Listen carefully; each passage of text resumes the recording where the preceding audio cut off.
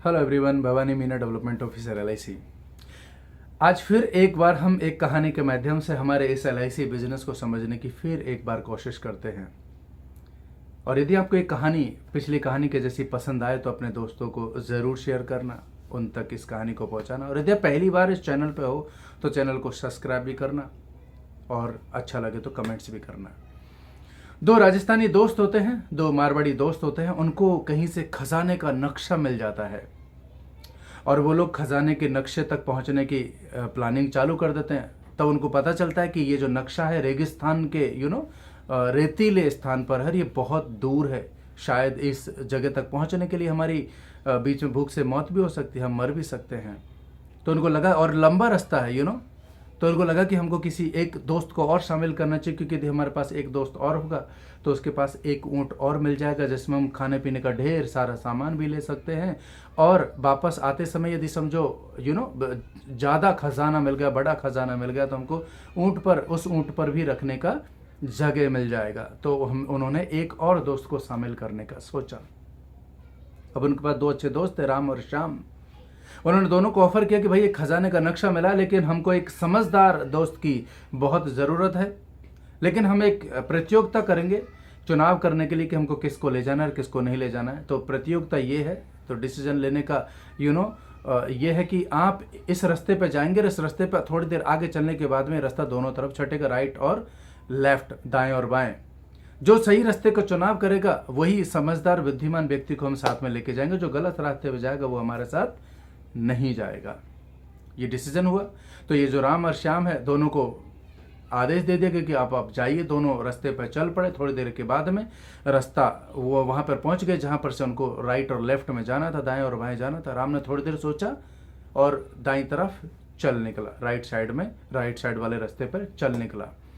और जो श्याम था वो वहीं पर बैठ के सोचता रहा कि यार मतलब कहाँ जाऊं, दोनों रास्ते एक जैसे हैं, ये सही है ये गलत है, क्या करूं क्या ना करूं। 1 घंटे तक वो सोचता रहा। थोड़ी देर बाद में देखता है कि दाईं तरफ जहाँ पे राम गया था उस साइड से धूल उड़ती हुई आ रही थी। उसको लगा कि राम जो है ना गलत रास्ते पे गया है, इसका मतलब जो है लेफ्ट साइड का रास्ता है, ये सही रास्ता था। मैंने इसका पता लगा लिया और मैं जीत गया। लेकिन ये जो दोनों दोस्त थे जो खजाने की तरफ जाने वाले थे, ये दोनों उनको देख रहे थे कि पीछे से कि ये दोनों किस तरीके से डिसीजन ले रहे हैं। राम आया और उसने बोला कि भाई ये गलत रास्ता है। श्याम ने बोला देखो मैंने पता लगा लिया कि ये गलत रास्ते पे गया है, जो लेफ्ट साइड वाला है ये सही रास्ता है। लेकिन दोनों दोस्तों ने बोला कि तुम हमारे साथ नहीं जा सकते, क्योंकि राम ने ये पता लगाया कि गलत रास्ता है और हमको अब इस रास्ते पे जाना चाहिए जो कि सही रास्ता है, तो तुम नहीं जा सकते। तो शाम को गुस्सा है। उसने बोला कि भाई मैंने तो गलती नहीं की, मैं तो गया ही नहीं, और मैंने बैठ करके पता लगा लिया कि जो लेफ्ट वाला है वो सही रास्ता है, तो इसको क्यों लेके जा रहे हो। उसने बोला कि देखो समझदारी इसमें नहीं है कि आप 1 घंटा बैठ करके समय को बर्बाद करें। समझदारी इसमें है कि एक समय के बाद में आप इमीडिएट ये डिसीजन ले कि आपको क्या करना है, क्या सही है और क्या गलत है। इमीडिएट उस पर क्विकली एक्शन लें।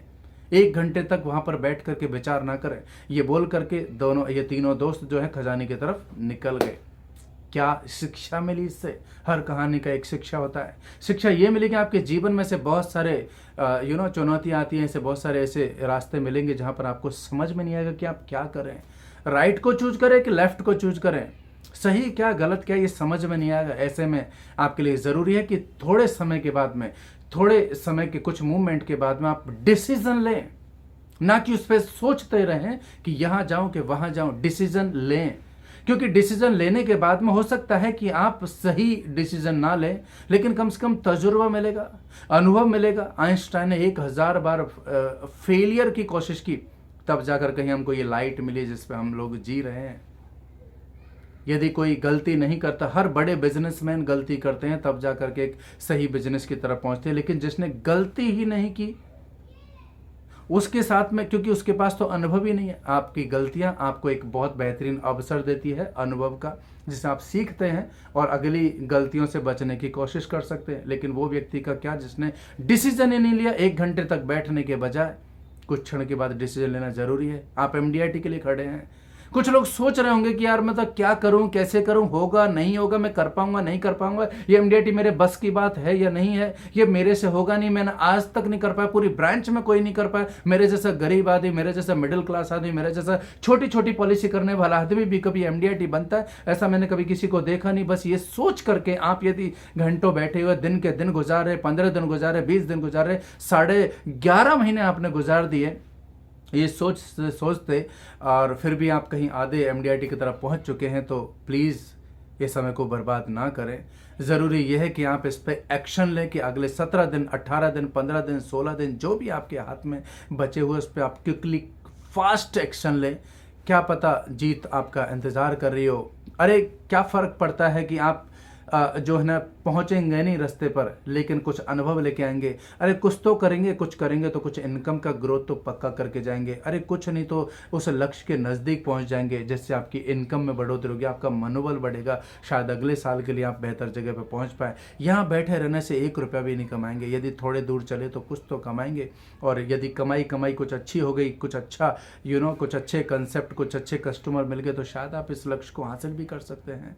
अच्छा लगा दोस्तों के साथ शेयर करें, कमेंट्स करें, लाइक करें, और यदि चैनल सब्सक्राइब नहीं किया तो ज़रूर सब्सक्राइब करें। All the best, God bless you, जय हिंद।